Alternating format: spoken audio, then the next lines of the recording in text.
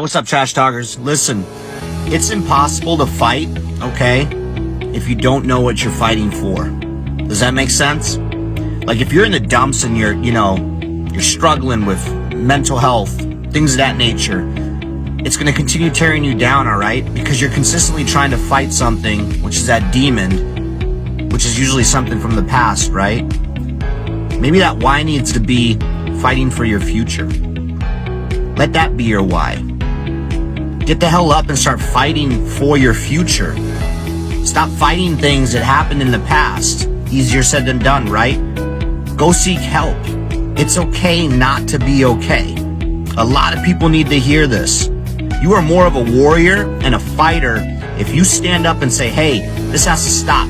I need to go seek help. The stigma, everything has changed. It's okay not to be okay. And so my honesty cap is dedicated to a little, we'll call it a public service announcement for civilians and other people in the military. There are a few people that you should always take their stories with a grain of salt. Vegans, CrossFitters, and special operations guys that tell you that they were special operations without being prompted.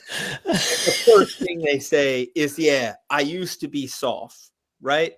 The only unicorn in that entire group is like a special operations guy that was like a vegan and did CrossFit. That guy's probably going to stay quiet for a little bit longer because he's confused as what he should talk about first. And that's the only reason. Right? Anybody that says that they were soft without being prompted or without it being like a normal part of your communications is probably either an enabler or going to tell you a bunch of stuff that's not exactly true. What's up, Trash Talkers? Hitting you up this morning with a special promo on how to dress when you are doing PT in civilians, but you want everybody to know you're an Army. This comes from the Buddy Beckwith fashion design of how to work out. So first, you can notice the RI panties, not Ranger panties, but Ranger instructor panties, the green socks, the knee brace for the old guys. Don't forget the M frames. Now the shirt, don't wear the Trash Talk shirt while you're running. This is just for the promo. You want to put on like an 80-second shirt or like your favorite airborne shirt so everybody knows that you're a veteran. That's the most important thing. And you start with this stretch. Buddy Beckwith taught me this one.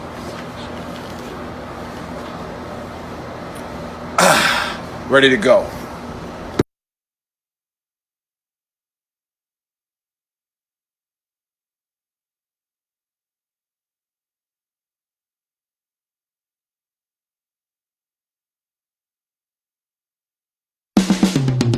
This is the Veteran Trash Talk Hour, hosted by Nick, Dave, and Buddy. Real warriors making fun of other real warriors. Try to not get triggered.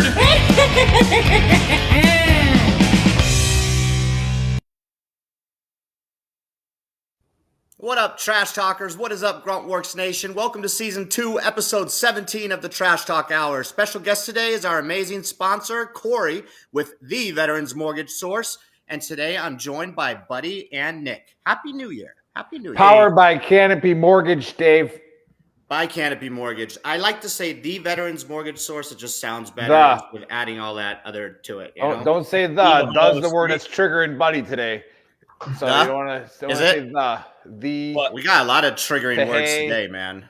How's everybody doing? How's everybody doing? Happy New Year. I'm doing great. Yeah. Happy New Year. Yeah. It's been a while. I mean, we talked to each other like almost every other day. It's been like 3 days, Dave. I was there 3 days ago.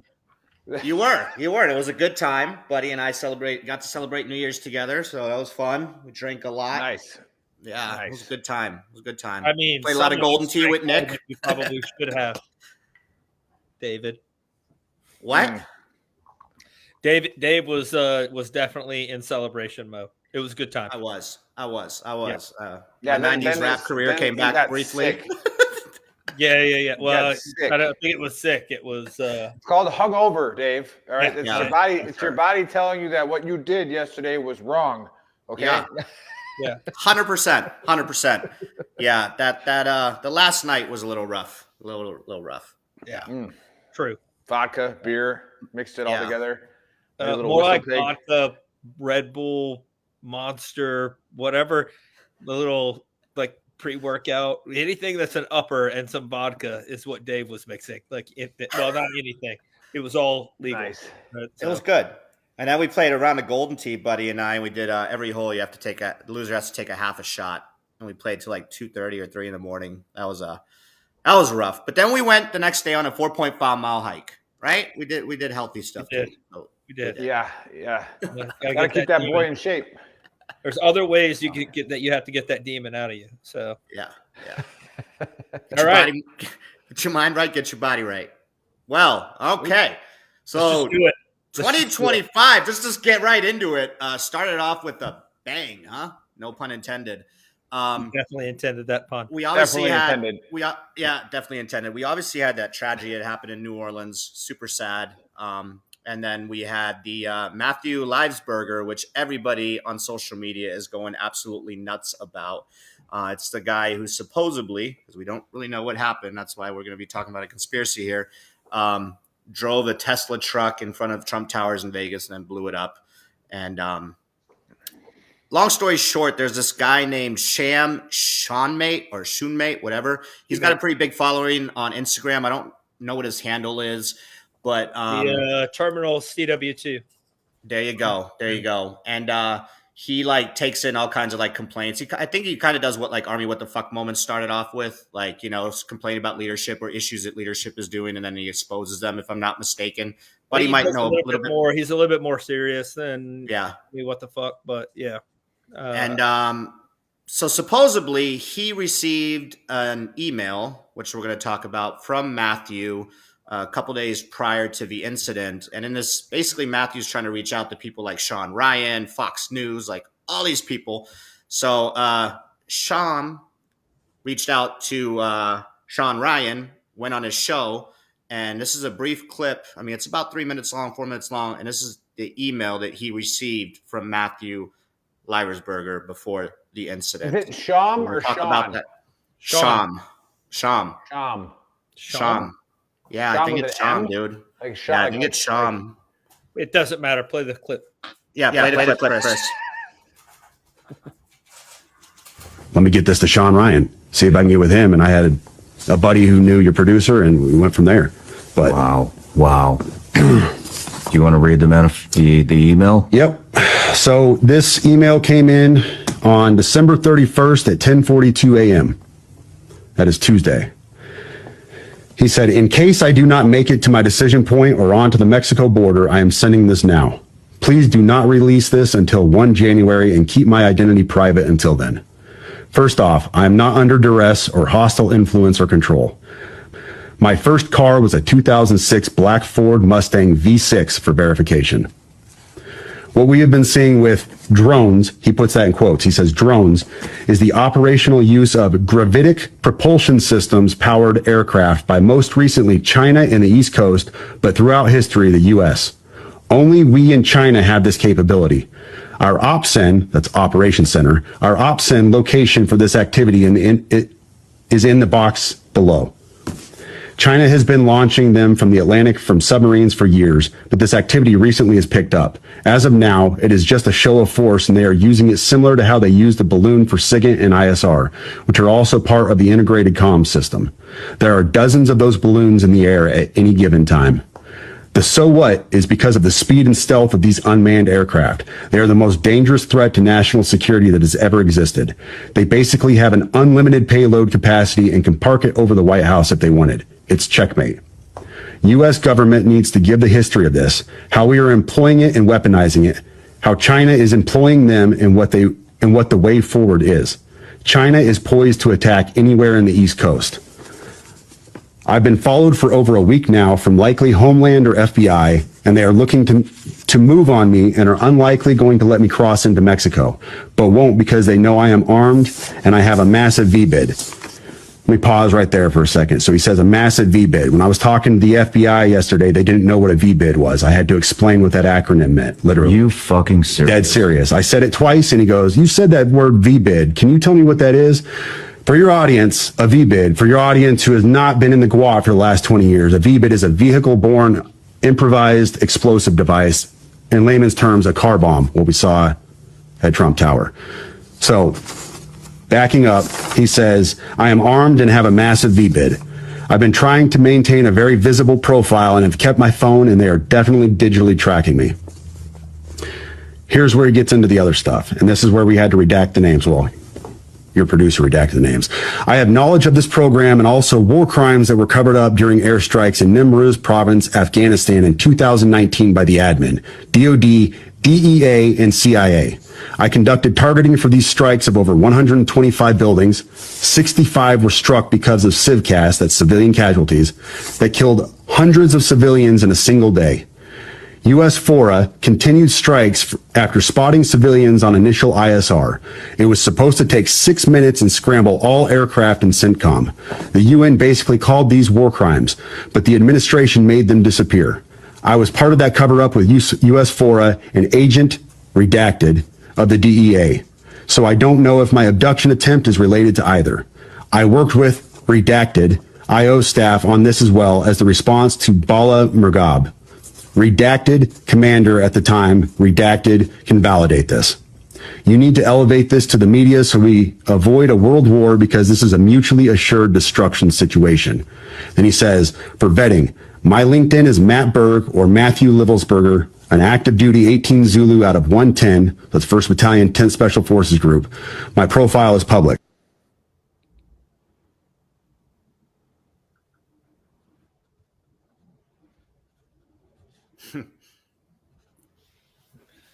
I have to say that's literally the very first podcast I've ever watched where by 45 minutes in, I had an uneasy feeling in my stomach and was like, this is bad. Yeah. And we don't have to go in order. We can just like all talk about it briefly. Like that was, yeah, because Buddy was here when it all went down. And like immediately, you know, obviously social media is going crazy, but like this guy's been like a trained SF guy. Like he had some fireworks in the back of that vehicle and then he grabs a Tesla truck. So either he was just trying to send a message or I think if you look at it, there are two different attacks that have happened in the last 2 weeks, or 3 different attacks that have happened in the last 2 weeks that are common but not common. The vehicle attack in Germany, where they drove into a Christmas market, a Christmas market. And then the attack in New Orleans. And if you listen to the same guy's podcast when he had Sarah Adams on, the CIA lady, she said that, you know, that the intelligence they had where Europe and the United States would be attacked at the same time because it would send them. They would basically be too busy trying to protect themselves to help each other to fight anything that was going on or figure out what was going on. And then you had this attack, which, you know, the guy. So I know a little bit about being a Special Forces team sergeant and the stuff that he says in that email. So he validates his ISO prep with that's why he said he had what his first car was. That validates ISO prep. Yep, that's on his ISO prep card, guaranteed. And that's one of his questions to validate his identity. So he validated his identity. He talked about his decision point, and for the civilian people that don't really know what that means, or even to military people that didn't do any planning a whole lot.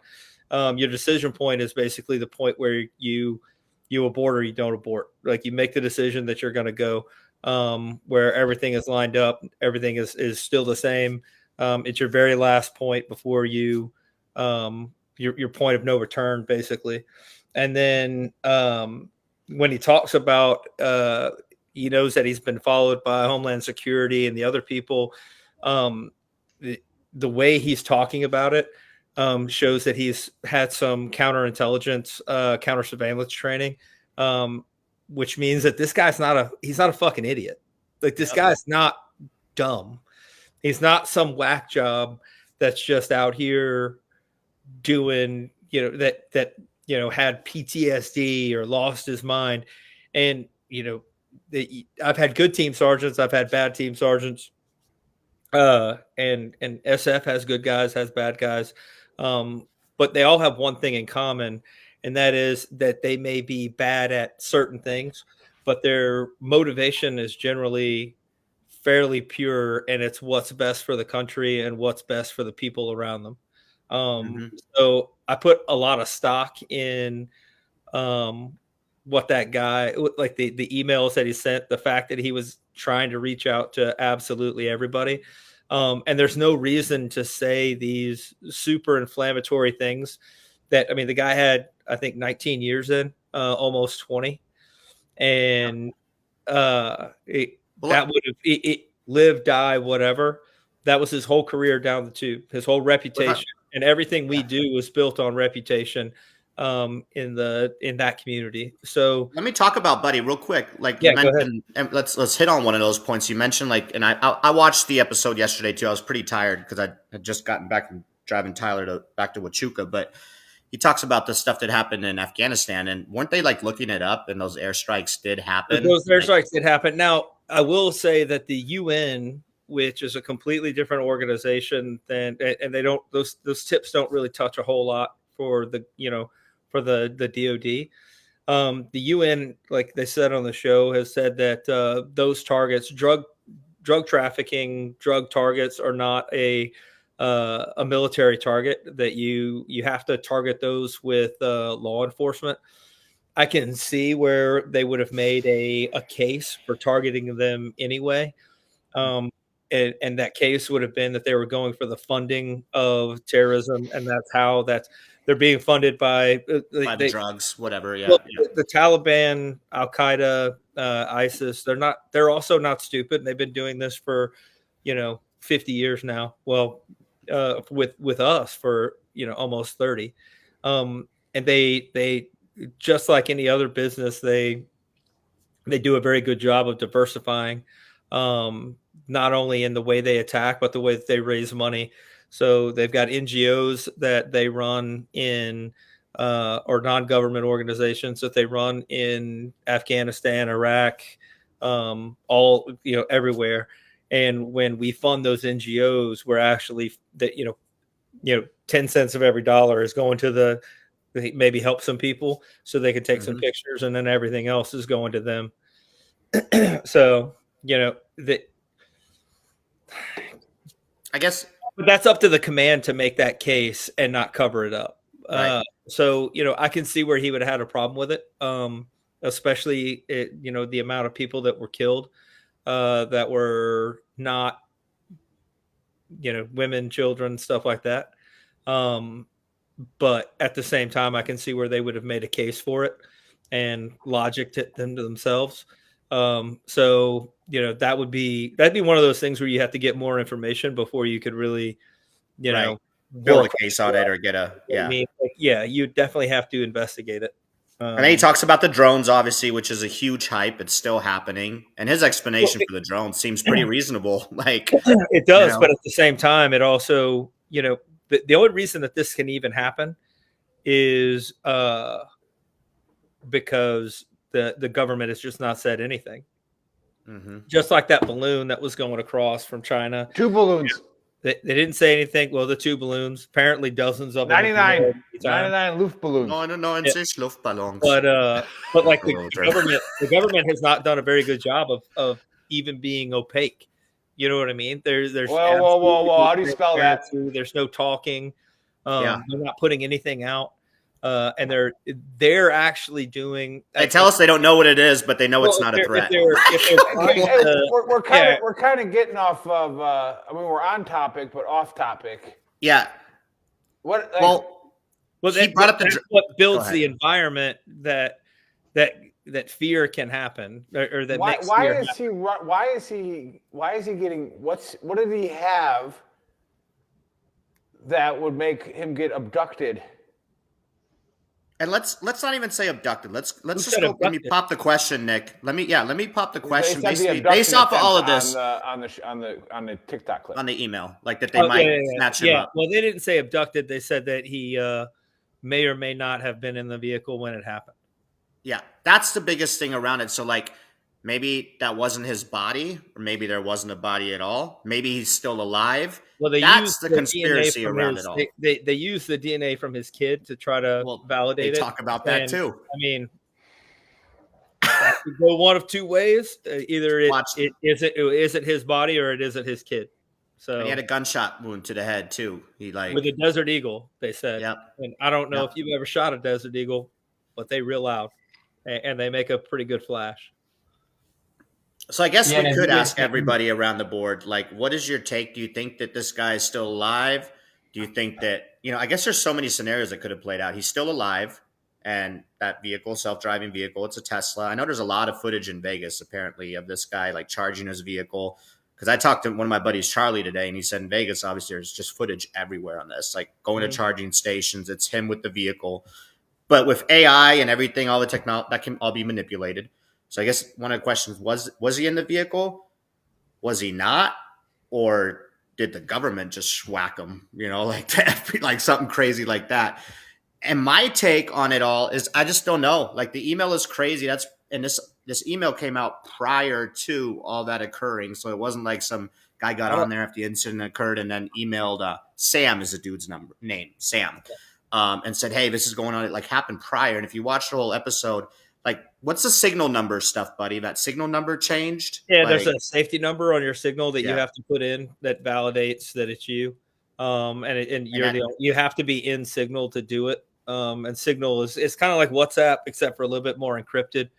That's what a lot of people use. Palantir or not. And Palantir. that changed after it occurred, right? We used that for Task Force Lahaina with Scott Mann and even Elon was on that. Yeah, everybody's on. If you're talking on if you want to keep something a secret or you want to keep something secure, you have that conversation on Signal. You don't have it on WhatsApp or anything else. That's a real thing. But the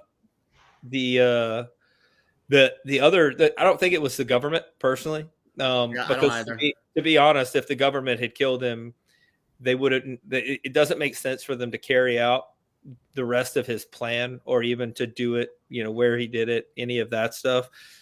Just because it's bringing more light to a situation that they wouldn't want light brought to. Yeah, but I think, and my take is he's still alive. I don't think the government did it. My take is that he's still alive and there's something like fishy going. He made it to Mexico. That's just my take. But I think the government, because even Nick mentioned it, and the first thing that I saw was like one of the biggest articles immediately. His wife was a raging liberal. And it's like he was like anti-Trump and all that. And like he was. Right. But why would he, So if the government did it, that would literally follow their message. If the government did it, that would literally like, all right, you wanted to send a message to Trump with a Tesla truck. Like that would actually follow that MO of like, he's anti, I don't know, man. By demographic, like just in the SF community, by demographic, most of their wives, I would say most, but a good 50%, not big Trump fans. Yeah. I mean, mostly you're talking about white women, right? Like by demographic, not so much, not huge fans. You know what I mean? And opposites do attract. So that's actually a real thing. You know what I mean? Yeah. So I guess, So that's my take. He's still alive. I think there's going to be a lot more that's going to come out of this. And for anybody that's watching, go watch the Sean Ryan podcast. Like there's a lot more to it. It's pretty fascinating. And I would watch the Sarah Adams. Buy this shirt. I would watch the Sarah Adams podcast as well, because the stuff that she was warning about, a while ago, seems to be a very real threat. Yeah, to be honest with you. Corey, you got a take on any of this with the little information that was provided on the show? Yeah, I would say the things that sort of stood out to me, or that I always ask, is one, how much do we trust, even the guy that is the whistleblower that's reporting a lot of this, like what's his angle? Does he have a motive to, spew something? There was a few things I saw, briefly in in some of the stuff that I saw that looked a little fishy. Like, for example, the email that he had received had like the red squiggly lines under it for like spelling errors, which doesn't show up on a sent email, only a drafted or typed email. Is interesting. If you look at the email he has, it like you don't get the red squiggle line for a spelling error. He printed that out. They printed it out, and then the editor. Semantically, save it because you're like you said on the thing. He had to delete. And maybe they had to edit some of it. So he had the to other thing save that stood out to me was with the gun specifically. They said they found it at his feet. And if you're shooting yourself with a Desert Eagle, I would think that would go more flying than straight down. Movies, so when you do it in real life, you do it like this because you want to hit this area here. And I don't know if maybe that's accurate, but it seems like that maybe would have flung a little further than it did. Just his lap. You're right. You're not wrong. But yeah. And then to pick a vehicle that's like obviously super strong. And it was like he picked a vehicle, is going through all these. It seems a little fishy, and I always kind of question like whistleblowers, what's their motive? What are they, do they have an angle on this? Are they trying to get famous? Are they trying to, grow their own following with certain things? So I always kind of start there of, just ask the question like, well, what is this guy that's telling us all this information? Do they have a possible MO or angle that, maybe they're telling you 75% truth, but they're sliding in 25% of something they're trying to push. I don't know. Like I said, I don't know that guy. He can be totally. A lot of people that know that guy, or I know people that know that guy, and none of them have a very bad thing to say about him from the ones I've talked to. Got it. Yeah. So really do. If so, that and I don't know. Like he didn't have a social media presence, so there's no following that he could have garnered from it. He didn't. I mean, I think Corey's talking about the guy that brought the email to Sean Ryan. Right, the guy that brought the email, not the alleged. But then Sean Ryan, later on in the show, Corey, Sean Ryan, they received an email from him too. Yeah, it wasn't like it was reaching out to everybody. But yeah, you're right. I mean, he already has a big following. Maybe he wanted to garner more likes, and I mean, we don't know. It's just very questionable, the whole situation, man. There's a lot of question marks. And then is it related to the New Orleans thing? No, I see that all over TikTok. I responded to somebody yesterday. It was this lady. I forgot her name. She's like, what is going on at Fort Liberty now? She's like, they both served at the same time at Liberty. Yeah, coincidences like that don't happen. I'm like, I'm sure that 42 Alpha who served for 4 years definitely was hanging out with the SF guy. It was like, working with whoever. Same realm. No connection. Yeah, and the other guy was radicalized. And then the IT. Yeah. That other guy was radicalized, and from my understanding, he was radicalized after he got out of the military. He was actually a real estate agent in Texas too. Everybody had videos of his real estate. Yeah, and then he was having like financial issues, and he had an ISIS flag like in his truck. The difference in the attacks though is that one was meant to kill people. Yeah, one was 100% meant to be a message to get attention for all of the emails that he had sent out before.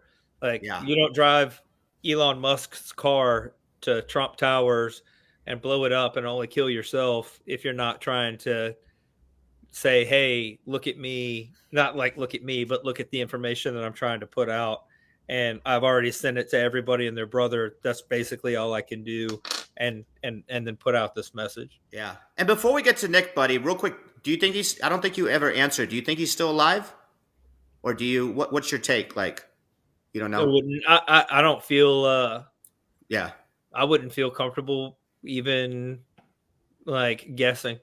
Fair. Because the truth is you never know. But if he is, nobody will know it. Correct. Not because he's, not because we're so skilled that we can just meld into wherever. Like you're a white dude going to Mexico, probably going to stand out. But but the fact is, if he gets picked up, there'll be a black Chinook that comes and gets him. Yeah. Nick, you've heard a lot. You've been quiet. I was talking. Well, I'm trying to gather on what exactly we're supposed to be commenting on. Of like, what is? Are we? What's your take? Is he alive still? What? Like, yeah. I think this was a suicide. I was talking to one of the suicide experts that we know well, because again, what we do here at Veteran Trash Talk, we take every one of them that we hear about very seriously. Yeah. We find out if there's anybody we know. We find out if if we need to reach out. I know I didn't have to do anything with any type of special forces thing because Buddy's on the team, and obviously I'm sure he reached out to some people. But kind of like what he's saying is, this isn't a judgment on him or anything, but if he was part of these missions, some of them, if he was doing some of these things, was there anything that was heavy on his heart, in his head, that he couldn't live with? Brother, he did the targeting for it. Yeah, he did the targeting. He came up with all of the packets. He found out. I'm just saying. That would be bad. That'd be hard to live with. Right. So, is he dealing with that? With this? Yeah. And then, is he sending the message to Trump and Elon, like Buddy said? Did he make something so dumb of a bomb that it wouldn't hurt somebody? It had minor injuries because it was an explosion. Did he make it dumb enough just so that it wouldn't kill people? Yeah, to send a message. And it makes a scene. And now he's telling Trump and Elon, you guys should probably look into this. If you looked in the back of that truck, there was nothing in there that was like, and like there's even a running joke on like most SF threads right now that's like, when you're an 18 Echo that never cross-trained, and then it's like a picture of that vehicle, because like it was basically like had Coleman fuel in it. I don't know if you know this, but Coleman fuel don't explode. Right. Yeah, it didn't have anything crazy in it. Yeah, so I think it was an unfortunate. What happened was fireworks. Yeah, I think it was somebody who, let a demon get the best of him. Something that I'm not going to judge how he lived with it, if he did live with it or what it was. But I think it's something. Yeah, I think it's something that he was trying to get people to pay attention to, and he thought this was the way. Mm-hmm. Yeah, and maybe he didn't want to face repercussions from his own community for being a whistleblower on it. I don't know. Like, yeah, it's tough. It's tough, but I think it was suicide. Yeah. Damn. Okay.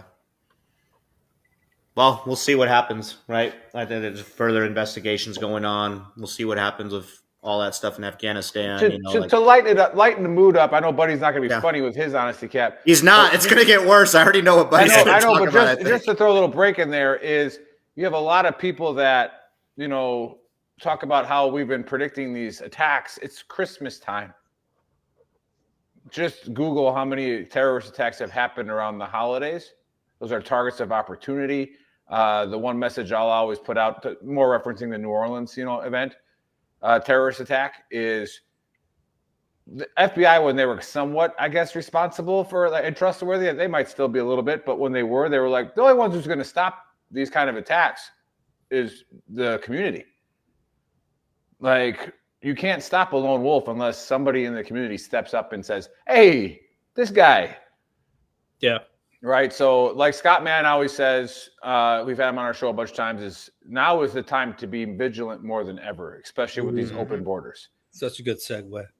Yeah. Be vigilant more than Scott ever. Scott and Sean Ryan. Scott's been on Sean Ryan and they like. Hey, Scott was on our show first, Sean. So take that.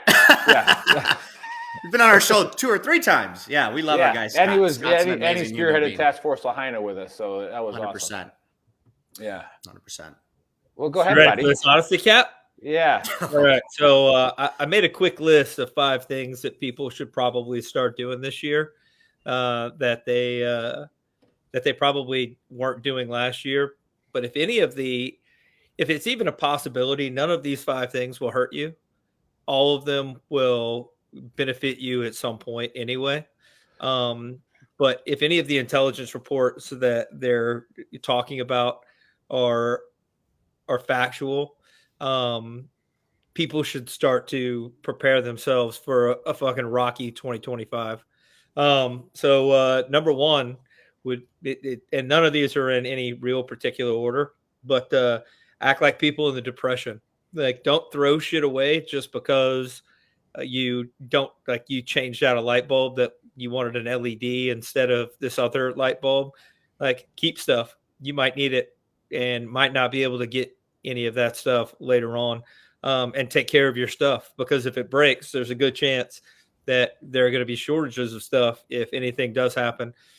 Even Dave and I'm going to go into how it could happen, but it would be very easy for sleeper cells or people to shut down all of the big cities, all of the interstates in the country for at least a week, and it wouldn't be very difficult for them to do. And if Dave and I thought of it, and we're not the brightest people in the world, definitely people that have been training and thinking of how to do shit have thought of it. Number two is keep some cash on hand, small bills, 5s, 10s, 20s. Don't keep $100 bills, because if you need to make change, you're not going to be able to do it, and you might, there's a chance that electricity will be affected, power will be affected, stuff like that at some point. So keep stuff that you can barter and stuff that you can break down. So, $500 or $600 of 20s, 10s, 5s is never a bad idea. And then, like Nick was just saying, keep an eye out and watch for things that are weird. That hypervigilance, PTSD, probably going to pay off this year. You know what I mean? Like and stay informed. So don't watch just like Fox. Why am I looking at Dave's wiener? I don't know. Anyway, Dave's like, check out my nuts. But keep it, like, listen to these, like, the CIA people that are getting on these podcasts and saying, hey, watch out. Listen to exactly what they're saying, like what type of attacks they're talking about, because they're talking about like suicide bombs and freaking people driving into markets. Maybe not going to Times Square on New Year's is a maybe want to change your plans at this point.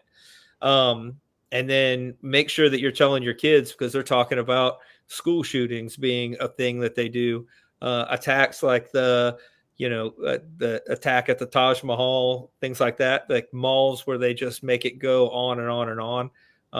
And then number 4 is make a short list of your solid network that you have that are around you, people that you can count on and people that have actual skills. Like maybe not having but figure out who the weak link in your network is and figure out how to either cut them free or make them stronger. And then the last one is pretty simple. You're doing anyway, and that's stay strapped or get clapped. Like, train with your gun, have a gun on you, make sure that you have a gun that you can use proficiently.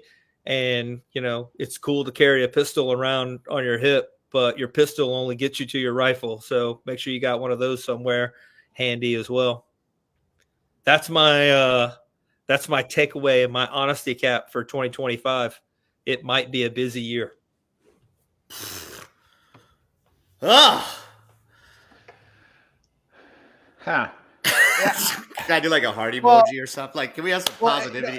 Positivity. Buddy and I went down that rabbit hole for hours. This is why Buddy and Dave shouldn't get together for more than 2 days, right? It didn't have anything to do with that. It literally had everything to do with when you're doing half a shots, in between shots. No. I got a little. I was watching. I don't watch much news because of what Dave's shirt says, what Face Man's shirt says. I don't watch much of it. But when things start happening, I'll turn it on just to, get the bottom line of like maybe where it happened, and then start looking up my own stuff. But you get this expert on Fox News saying you should not go to this game. the Sugar Bowl after that. Don't go to it. No, And it's like it's Come not on, man. not going to things. It's being vigilant while you're being there. vigilant. Yeah, but like again, like we always say this, you know, we've been saying it since terrorism became a real thing, where it became like a word that meant something. Because people will revisionist historian go back and say these people were terrorists because of this. Like, you know, like technically Luke Skywalker was a terrorist in Star Wars, right? Like, so like it is what it is. But since we've been tracking it, you know, once we stop doing things, once we stop being free, once we stop living, then you've lost to the terrorists, right? So, like, but again, being vigilant it's something that you see in apathetic society is what these guys like, you know, Scott Mann talk about. These CIA guys are talking about is like, just because you think everything's great, like, but it goes both ways. Just because things are happening now doesn't mean that they weren't happening before, that they didn't happen previously. It's like, but yes, we do need to start hitting people up again, saying, start paying attention around you. See things around you, say something, call your veteran buddy and ask, is this normal when dude's doing this? Yeah. I had an old, this guy had like a Ranger scroll from Vietnam, Sergeant Major, one time came and visited us. And his advice for us were to be a porcupine, don't be a possum. Nobody wants, like, no animals want to attack a porcupine because it's going to hurt a little bit. But they'll attack a possum because it just plays dead, lays there, and they can go eat it. So it like, I'm not going to stop going out to like do things. I'm like, but when I do go out to do things, I'm going to look at entrances and exits. I'm going to look at people, and if they're bulkier than their face or legs or arms say that they should be, I'm probably going to leave and probably tell somebody that it looks weird. You know, I'm going to, but it's just paying attention. Like, you don't want to get, like, at the end of the day, if you're not paying attention and being vigilant, you're basically like, you're going to get killed by that complacent sea. You know what I mean? And nobody wants that. Because if you're just, you know, walking around with your head in the cloud, like, you know, nothing's happening, you're just.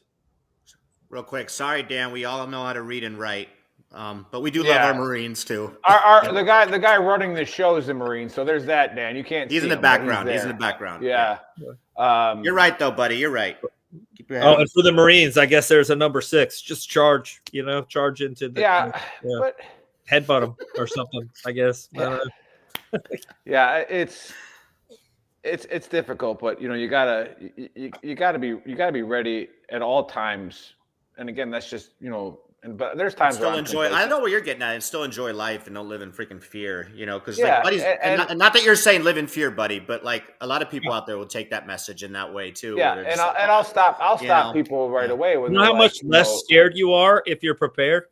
Yep, you're absolutely right. Right. You know what I mean? So, yeah, and that's what I want to make sure we're me personally, that like, I don't know, like the message I would want to send out is, buddy's not wrong. However, don't take it the way it's like, hey, stay in your house and, you know, stockpile. That's not what I'm saying. Like, I'm just saying. I know that's not what you're saying. Well, and I think it needs to be clarified. You know what I mean? Mm-hmm. I'm saying stay at your house and barricade your doors and don't go out. What I'm saying is, and then, but the one thing I want to talk about is toilet paper. We do this in prevention and disaster relief and city managers' jobs, right? To where your job is to forecast out and see, okay, what could be a problem here? Now, if you're a liberal or you're left of center, you're not going to address the open border issue because it looks bad on you. However, you have a civic responsibility in your job title to understand what is going on. So if open borders are an issue and we have people coming in who you know, might be able to influence American citizens who can buy guns to do stupid things, all right, those radical people coming over the border, you as a city manager, i.e. Bourbon Street, okay, maybe not putting up just a little, you know, plastic cone that says people here, all right, maybe it's like, hey, it's Christmas time. How about we put up some concrete barriers? Yeah. Because this is a massive target right now for not get Islam out of the way, extreme Islam out of the way, right? Terrorists out of the way. It's a massive More target for a protective measures. jackwagon. Well, Yeah, you know, Nick, but that's a failure on the city manager's job as well. There. To go back to your point though, that you were making earlier, if like I thought about like Nashville and being down on Broadway, and sometimes they do close Broadway. Like the weekends, they'll close Broadway. When games get out, they'll close Broadway so that people can just walk down the road instead of being just on the sidewalk and clustered into one spot. But they can't close the side streets because then all of Nashville would shut down. So there's like you have to work with the infrastructure that you've got, and try to weigh the risk and benefit, you know, to what you are going to do. I mean, they put a cop car there. He just sped around it, and the cops did they killed the guy as quickly as humanly possible. You know, they reacted. The cops are not the city manager. Yeah, they reacted really well. I think that the point that like I was making with that list too is that these guys are clearly past the threshold of violence. They've got their funding, they've got their plans, they've got their teams in place. They're past where they're worried about getting caught because somebody does something stupid, and now they're at the operational level where they're just doing their dirt, right? All right. Well, because you got to leave at the top of the hour. But people are taking it away from our very quiet Corey. Finish your point. Well, finish your point. The last thing is that people, like, once they're already past that, it's no longer. It's the government can't do anything to save you. No. You have to take your and that's what I'm saying. Being vigilant and doing those things, it takes the onus onto you. Like the government, FEMA's not going to be able to go to every small town and deliver toilet paper, refried beans, and freaking light bulbs. Of course. You know what I mean? So you need to have some of that on hand so that airdropping refried beans would hurt too. Yeah, for real.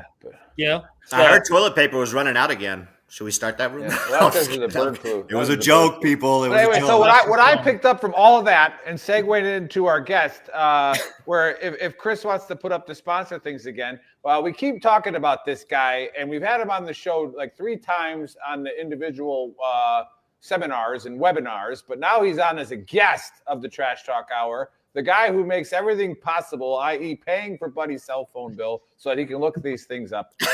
You know, the sponsor of the show. I wear the shoes that I bought on my feet. Yeah, I said cell phone bill, not shoes. All right, Veterans Mortgage Source powered by. You left your shoes here, buddy.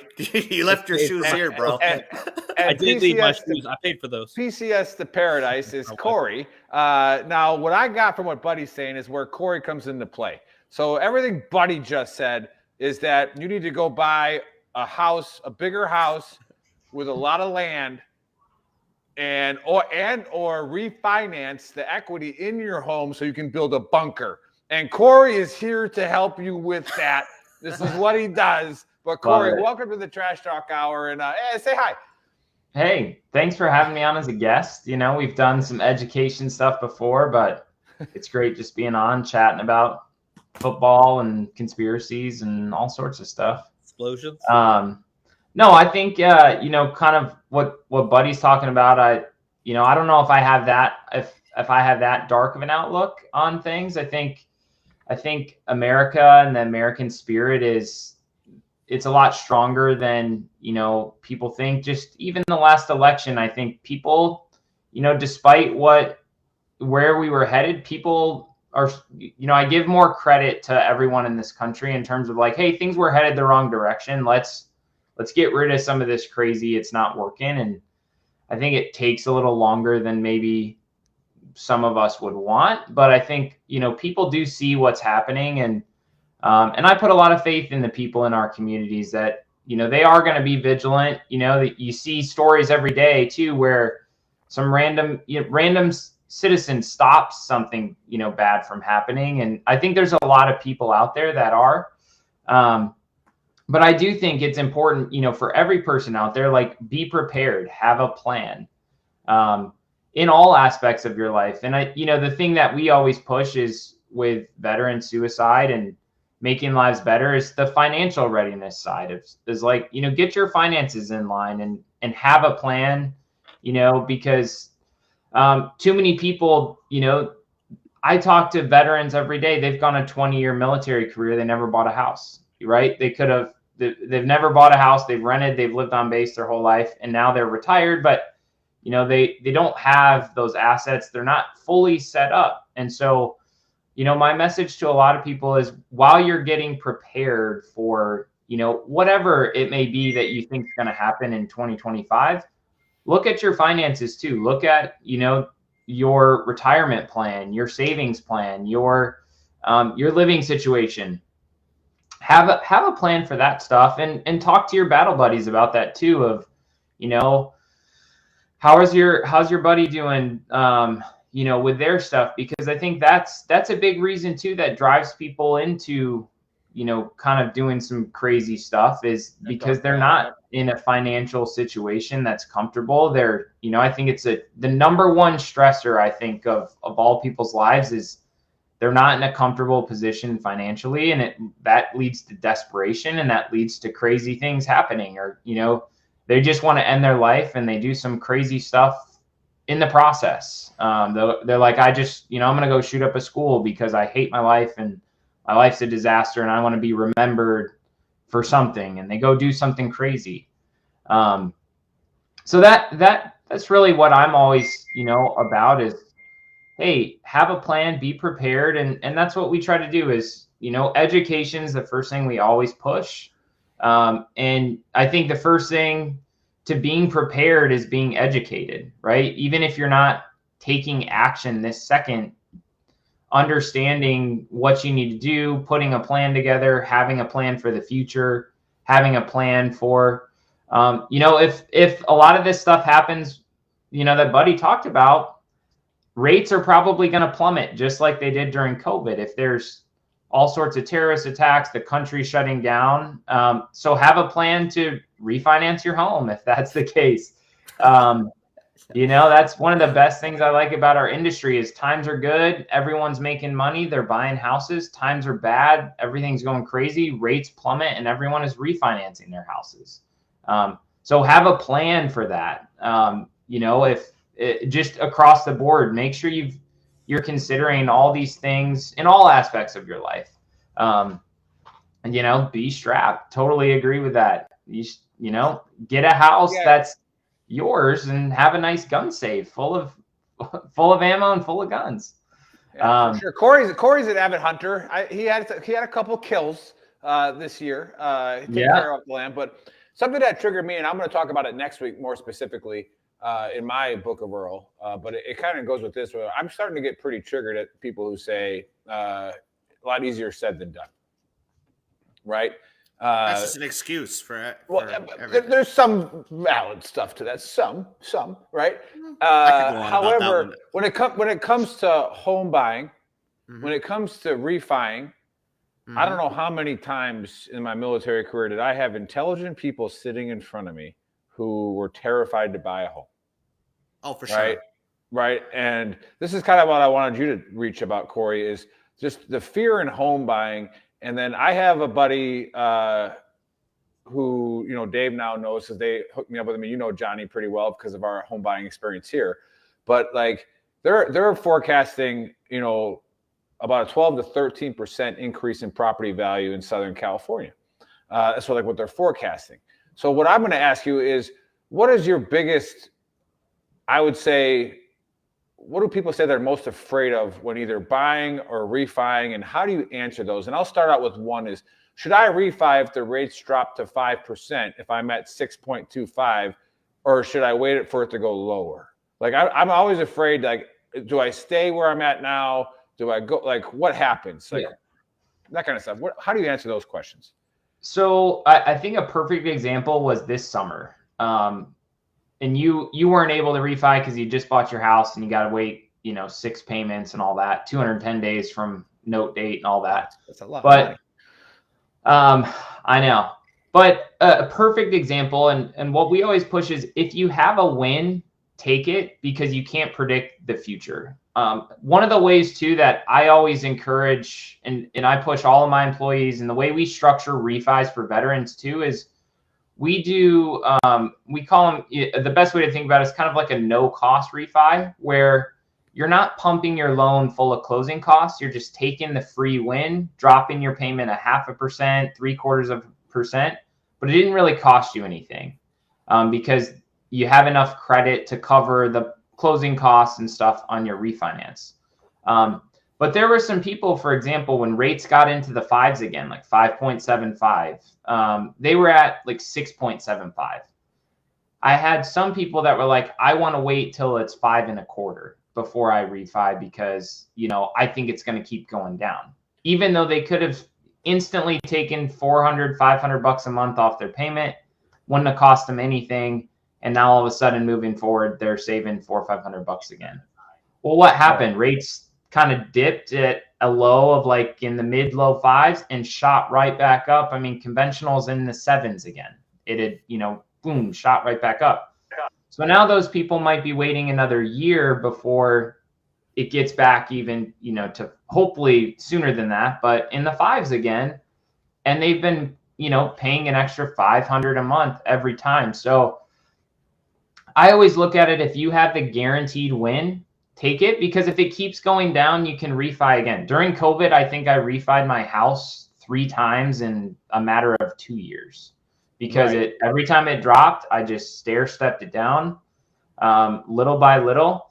And that's another reason we push the, you know, I think one of the reasons I kind of have that philosophy too of this, the no-cost stair-step, is we saw people when rates got into the high threes pay $30,000 to get it down to 3.25 and say, it's never going to get lower than this. And, you know, so I'm going to spend the money by the points. They ended up refinancing again when it got into the twos because, you know, and that money was all kind of wasted. And you know, hindsight's 20/20, can't blame them for that either. But in that same vein, take the guaranteed win and, you know, just stair step your way down. It doesn't cost you generally anything the way we structure these. And how I hope most lenders structure these for veterans, because I have seen the opposite. You know, there's people that are PCSing in 1 year and they've got to go, and they had a lender throw $15,000-$20,000 in their closing costs on a refi because you can do that, and then they go to sell their home and they're upside down because of that. So I always am in the philosophy: be conservative, take the stair step, keep your equity in check. Because you never know what's going to happen. You got to sell your home. You got to move. You got to do this. So if you got to win, take it, and just keep stair stepping it down like that. Because if rates keep going lower, that doesn't hurt you. You just have to wait, you know, a little bit longer before you can refi again, and then you take that win. So I don't think there's any wrong answer. If there's a win, take it. Especially usually Corey, what the rule of thumb be 1% to 2%, because that's when you're actually going to see a significant impact on your monthlies, right? Because like if people are like, oh, it went down 0.5%, depending on the cost of your home and your loan, like your monthlies are going to decrease that much, you know? Yeah, so I have a little different rule in Hawaii because it depends on the price of your home. Right. So for someone that's got $1 million plus, I say you know 0.5% to 0.75%, you can save $600 a month.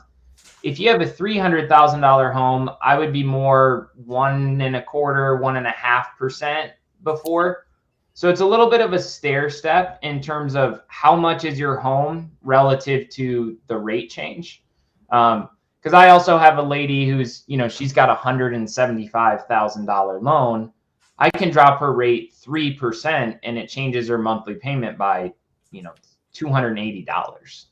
Right. So it depends on how much your home price is, or how big your loan is, to where that makes sense in terms of real dollars. So I usually do a bit of a scale. Over $1 million, anything 1/2 or better is for free is typically makes sense because it's $500.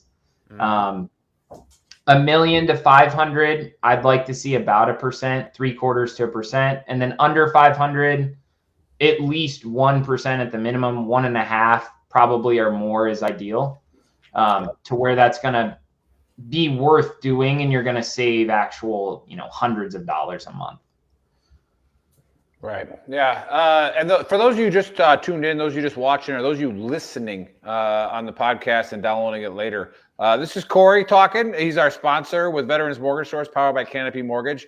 We'll run an ad here the next 6 months talking about how we trust him, all right, and how we make the joke where it's not really a joke, to where if he does not do what's right by you, message me, all right? Message Faceman. We'll call him because maybe something stupid happened that he didn't even know about, and he can make it right. But he made a lot of things right by me multiple times, and he'll make it right for you. So if you're thinking about buying a house, if you're thinking about refinancing, all right, reach out to Corey. All right, right there on the QR codes. Just go on there, scan them, talk to them. And again, can people email you and ask you questions? Does that bother you? No, not at all. Text me, email me if you have questions, because I think that's where it starts. Get the information. I always kind of joke, I don't have to sell anything. Once you know about the VA loan and all the benefits of homeownership, it sells itself. I just am an educator more than anything, not a salesman, because once you have the information, we see the stats all the time. 2 in 5 veterans have never even heard of the VA loan or have no idea what it is. And so, there's so many people out there who just don't even know what's available to them. And if all of those people were educated, there'd be a lot more VA loan home buyers and veteran homeowners. And that's, I mean, come on, Dave, it's not crazy. We were in the Army. So was Corey. Like, we were first sergeants. Like, there's some dumb people, right? Like, that don't know about what they're entitled to. It's not too crazy. But hey, maybe I should say ignorant, not dumb. All right. But in the Army, we called you dumb. So, yeah, guys.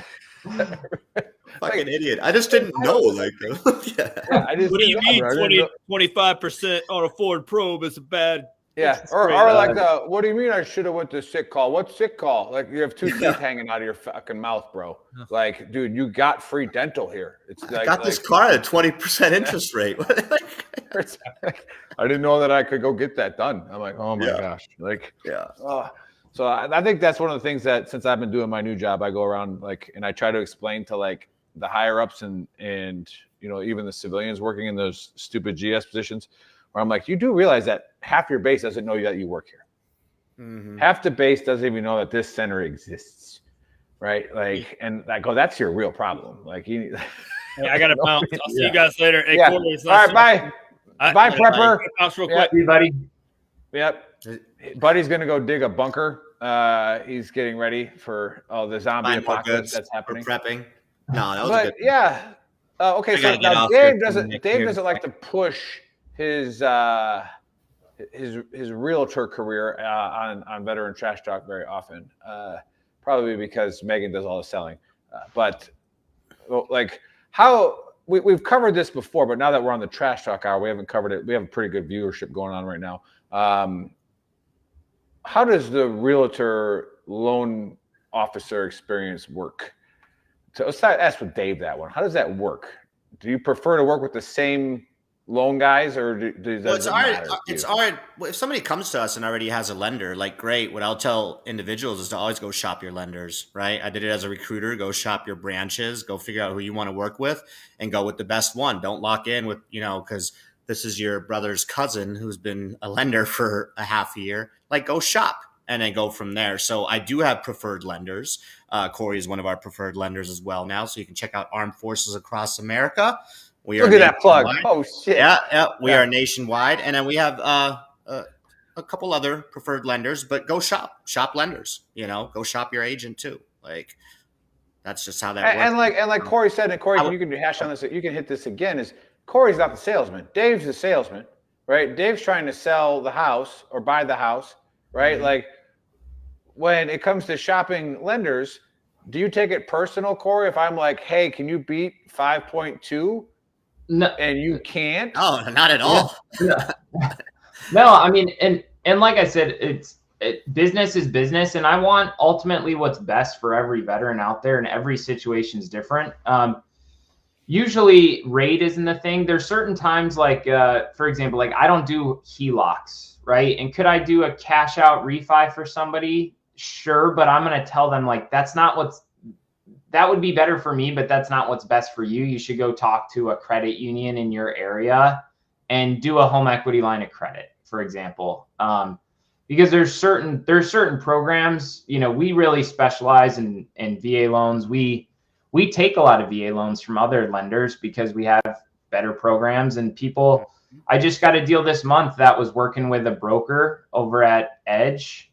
And they couldn't, they just couldn't compete with what we can do for them. Because I own the company and I have a lot more flexibility in how I can help veterans out. I can just structure a lot of things that brokers or other lenders don't have the flexibility to do because it's all my company. So that's what, one of the real perks of what I have going is can help a lot more people, get them to the finish line with like, hey, they need some extra lender credit to get to the finish line. Like we can make that happen. It's, we're going to barely make anything, but I'd rather barely make anything and get them to the finish line than not have them in a home. And so we help a lot of people like that, which I think is really, that's really what we're all about. We're actually working on some stuff and we'll announce it on here. I have some other Army and Navy grads that are working for me now in all parts of the country. And we're working on some really cool stuff, doing for families, like paying off somebody's car at the end of the year that's done a loan with us, really trying to push, like we're here to make veterans' lives better. So we've got some promos that we're working on. We're hammering out the legal details for how that has to get done. But we want to do a loan for somebody, get somebody in a home, do a couple loans for absolutely, free, give them all sorts of lender credit, help them, help a deserving family get in a home that, they didn't think they'd ever be able to do, help pay off, takes a portion of our profits and pay off, some veteran debt and get a family in check that needs help. So we're going to have some announcements for that coming up here for the new year. That's awesome. As we're growing, we want to make lives better. And it's even why we sponsor this show is, I think this show is all about making veterans' lives better. If we can save, one life from suicide, if we can help a veteran business grow, that's the whole point of our network. And I hope, all the veteran communities out there are out, supporting other veteran businesses and doing the same thing, right? I'm sure there's other great veteran lenders out there that, whether you work with us or not, I hope if you're a veteran listening to this, you go out and you use your VA loan and you buy a home. And you build wealth and you talk to your buddies about VA loan and setting your family up for success. Because if you can get one home, your first contract in your military career and you do a career, you can retire with a home that's nearly paid off. Right. Or you have a rental property. Several homes if you play it right. Yep. Yeah. Or you have rental property and now you have your pension and your disability and your rental income. You don't have to work again for the rest of your life after the age or of do what 40. you want to do. Go be an entrepreneur. Do what you want to do. Yeah. And it's and even the commands, if there's active duty out there, one of the things that drives me crazy, even when I go on, is there's a lot of commands out there that are like, no, our soldiers need to live on base. They need to focus on, being to work on time and doing this. And I'm like, you're not taking care of soldiers that way. If that's the attitude of, I've seen it so many times where the expectation is for a company commander, to be living on post, or a battalion commander to live on post, because that's the expectation of the command. And it's like that's not setting these people up for success. Right. Correct. And you're not really taking care of soldiers and letting them, I always loved, Colonel Munwile. He lived off post. He's a battalion commander that was like, nope, I'm using my VA loan. Division staff are living off post too. Like, division staff lived off post because he's like, I am, I understand. Greg told me, bye.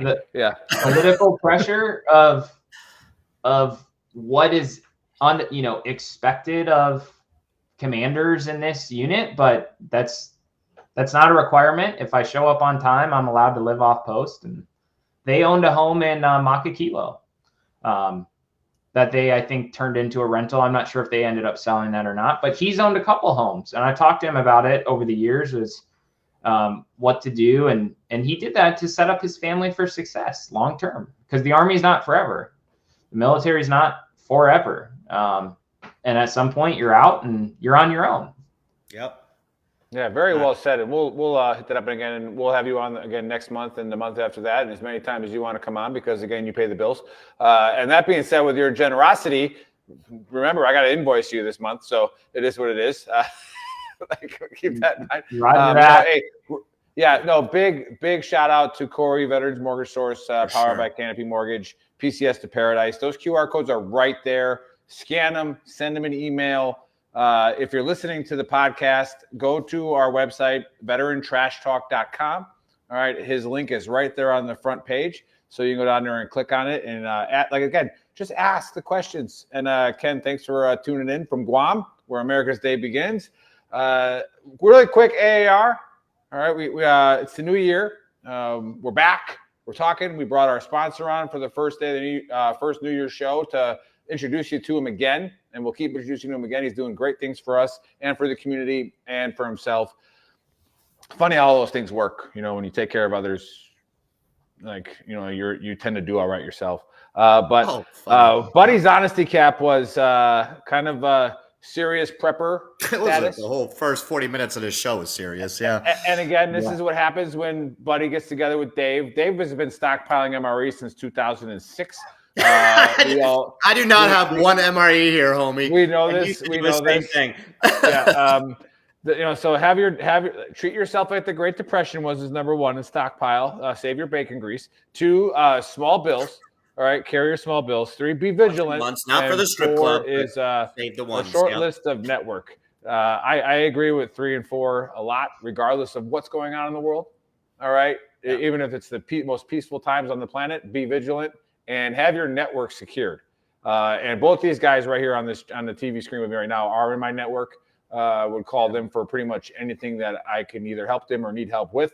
And then we got, like I said, Corey. Please reach out to him. And for the love of God, I'm sure there might be 1 or 2s out there, but I don't have any veteran friends that bought homes that regret it. All right. Freaking none. So use your VA loan, go get it done, start accumulating wealth. You might never see it, but your kids will. All right. So, it's never too late to start. Just go after there and do it. And then that being said, close us out, Face Man, because you got to go because you're busy. Yeah. I got to actually go show some houses. Thanks Megan's showing houses. You're driving. Megan's out in Scottsdale showing houses. I got to go somewhere else showing houses. Just put that out there. But thanks everybody for tuning in. Again, Corey, great stuff. Nick covered it all. If you tune in late, go to VeteranTrashTalk.com. That has the links to all of our other sites where you can watch and listen. Go to YouTube if you're on here right now. Give this episode a bunch on YouTube today. We had like 6, 7 subscribe. Because we are shadow banned on YouTube. People don't like to push us, or YouTube doesn't like to push us through the algorithms. It'd be great to get that thing going. Go to shop.veterantrashtalk.com. That has all of our merch. Today I'm wearing The Media Has the Virus, or The Media is the Virus, and then Nick is wearing our famous Fuck Hamas shirt. So whatever you want to think about that. Fuck terrorism. We'll catch you guys next week. Yeah. ATT out. Boom.